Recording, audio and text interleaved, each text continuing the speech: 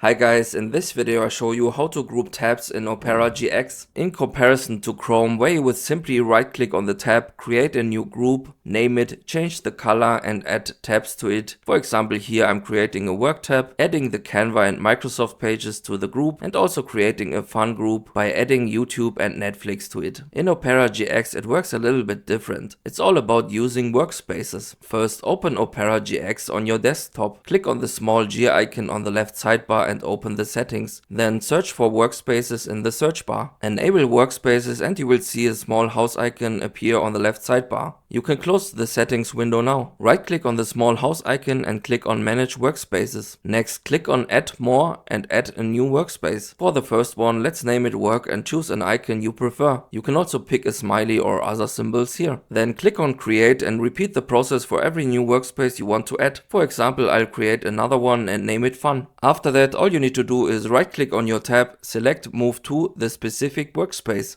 To send multiple tabs at once to your workspace, just press and hold the control button on your keyboard, select all the tabs you want to, and then move to the workspace you want them to be in. That's it. You can now navigate and open the workspaces as you like. Even if you restart Opera GX, the groups and workspaces will be still here. Thank you for watching and see you next time.